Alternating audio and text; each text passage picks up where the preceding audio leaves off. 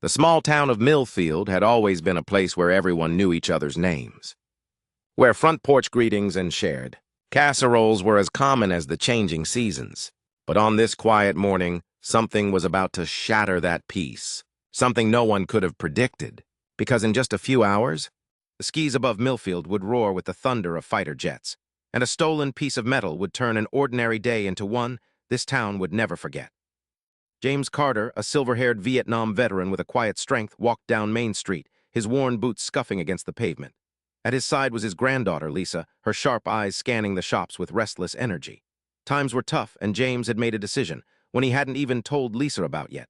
Today, he would sell the last of his valuables to help pay for her college tuition.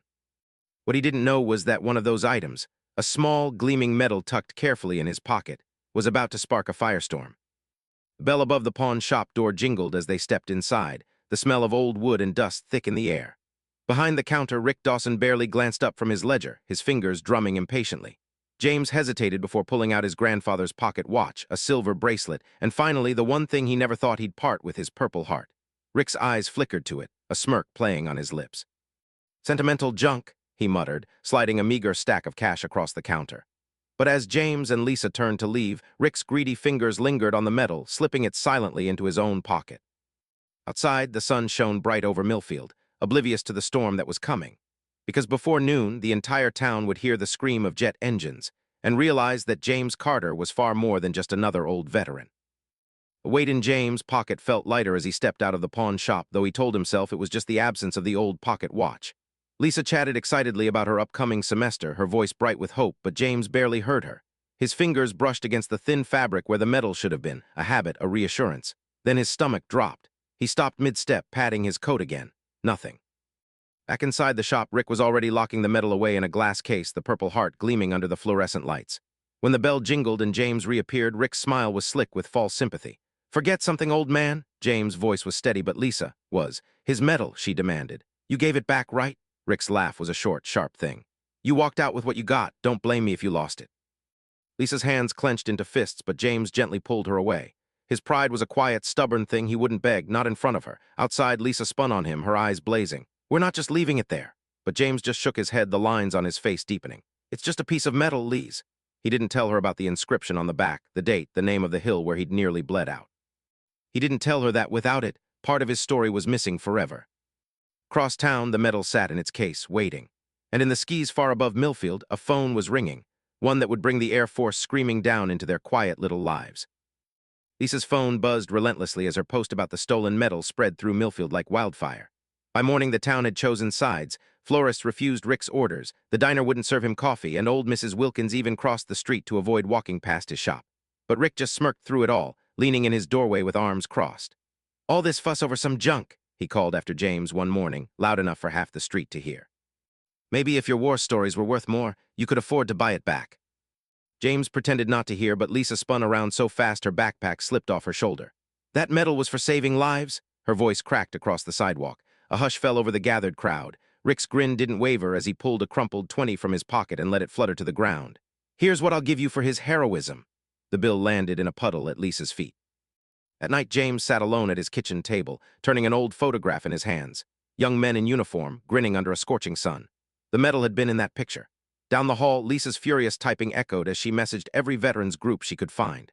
Neither of them noticed the headlights pulling up outside, or the silhouette of a broad-shouldered man studying their house through the rain-streaked windshield. Somewhere beyond the clouds, a flight plan was being filed, and in 12 hours, the entire town would look up as the sky split open. The pounding at the door came just past midnight. James reached for the baseball bat he kept behind the coat rack before peering through the curtains, only to freeze at the sight of a familiar face weathered by decades he hadn't shared. Major Daniel Reeves stood on the porch, rain dripping from the brim of his cap, eyes scanning James up and down like he was still that reckless kid from '68. "Jesus, Carter," Daniel growled, pushing past him into the house. "You couldn't have led with, 'I'm getting robbed by some backwater punk' in your Christmas cards." Lisa emerged from her room, rubbing sleep from her eyes until she saw the stranger in their kitchen clutching her Facebook post. Daniel's calloused finger tapped the photo of Rick's pawn shop. "That's not just your purple heart in his case, Jimbo." He slid a grainy black and white photo across the table. A younger James receiving a medal from a stone-faced general, a second insignia just visible beneath his collar. "That junk has the 101st Airborne's classified operations seal on the back." Which means, still government property, James finished, the blood draining from his face. Daniel's grin was all teeth as he pulled out his phone. And guess who still got friends at Peterson Air Force Base? Outside, the first rumble of thunder shook the windows, or maybe it was something else.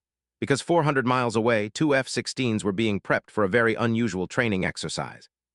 Lisa looked between the two old soldiers, the pieces clicking together. "You're not just going to get the medal back," she whispered. Daniel winked as he dialed. "Kid, we're going to give that pawn shop bastard a front row seat to the meaning of shock and awe." Morning air in Millfield carried an unnatural stillness, as if the town itself was holding its breath. Rick Dawson smirked as he flipped the pawn shop's sign to open, tossing James' medal between his hands like a poker chip. He didn't notice the sudden silence that had fallen over Main Street, the way birds had stopped singing, the way old Mr. Peterson had frozen mid-sip of his coffee, cup trembling in his hands. Not until the first sonic boom shattered every window on the block. Two F-16s streaked across the sky, so low their tail numbers were visible, banking hard over the town square in perfect formation. The ground shook as a convoy of Humvees roared down Main Street, soldiers in full combat gear pouring out before the lead vehicle had even stopped. Colonel Harris' boots hit the pavement with a crack that made Rick drop the medal. "That," the colonel said, catching it midair without breaking stride, "is United States government property." Behind him, two MPs already had Rick in cuffs, his face white as the arrest warrant was read aloud for theft of military artifacts. Lisa gripped James' arm as they watched from the crowd, her nails digging into his sleeve. The colonel approached, the medal extended in his palm, but his eyes locked onto the faded tattoo peeking from James' collar. "Sergeant Carter," he said quietly, "I believe this belongs to your unit." The crowd gasped as James slowly rolled up his sleeve, revealing the same winged dagger insignia the colonel wore. Whispers spread like wildfire. Nobody in Millfield had known their quiet neighbor was Delta Force. And came the sound that would echo in town legend for decades, the jets making one final pass, their afterburners painting the sky in red, white, and blue as the entire street erupted in cheers. Rick's whimpering protest was drowned out by the roar of engines and the sudden, deafening applause from the very people he'd spent years cheating. The MPs shoved him into a Humvee just as the colonel turned to Lisa. "Your grandfather's friends take care of their own, young lady," he said, handing her an envelope thick with paperwork. "Starting with your college fund." The town square had never seen such a crowd. Half of Millfield pressed together under the summer sun as Colonel Harris pinned not one but three medals to James' lapel. The recovered Purple Heart, a long-lost Silver Star, and a gleaming new commendation with Lisa's college tuition paperwork tucked discreetly behind it. James stood stiffly at attention, but his hands trembled when the colonel leaned in and whispered, "Welcome home, Sergeant." The crowd erupted as Lisa threw her arms around her grandfather, her tears soaking into his jacket where the medals now shone. Rick watched from the back of a military police van, his face pressed against the mesh divider. Through the metal grating, he saw Mrs. Wilkins, who he'd overcharged for her late husband's wedding ring last winter, shake James' hand with trembling respect. He saw the high school band strike up an impromptu rendition of "The Army Goes Rolling Along." And worst of all, he saw the pawn shop's new sign being hung by Lisa herself. "Veterans Assistance Center, no proof of service required." The van door slammed shut, cutting off his view as the engine growled to life. At evening, James sat alone on his porch, running his thumb over the freshly polished Silver Star. The roar of jets had faded, the cameras had packed up, and the world had stopped calling him a hero again, just how he liked it. Inside, Lisa's laughter bubbled over the phone as she told her roommate about their crazy week. The screen door creaked open as Daniel appeared with two beers, clinking his bottle against James without a word. Some debts, the gesture said, could never be repaid with money. Some battles weren't truly over until every last soldier came home. On the street, the new sign swung gently in the breeze, catching the last light of sunset. Tomorrow, the first veteran would walk through its doors, a young Marine with PTSD who needed a suit for job interviews. Lisa would help him pick one out free of charge. And in the back office, James' medals would sit in a simple glass case, right where everyone could see them. Not as trophies, but as a reminder, no act of courage, no matter how forgotten, ever truly disappears. The ripples keep going long after the stone sinks. Millfield still talks about that morning when the sky roared to life. They'll tell you about the jets, about the soldiers, about how Rick Dawson's face went pale as the cuffs clicked around his wrists. But if you listen closely, maybe over coffee at the diner or during a quiet moment at the Veterans Center, you'll hear the real story. The one about a grandfather's quiet sacrifice, a granddaughter's fierce love, and how sometimes justice doesn't creep in on quiet feet, but shakes the earth when it finally arrives. They won't tell you James kept one secret to the end, that the classified insignia wasn't just about a mission, it was about the men he couldn't save. That when Daniel handed him the medal that stormy night, he wasn't just returning metal, but a piece of James' soul he'd thought lost forever. And if you watch closely when Lisa helps a new veteran at the center, you'll see James glance at his Silver Star with the same look he had when he first held her as a baby. Like maybe, after all these years, the scales are finally balanced. The next time you walk past a pawn shop or see an old veteran alone on a park bench, remember Millfield.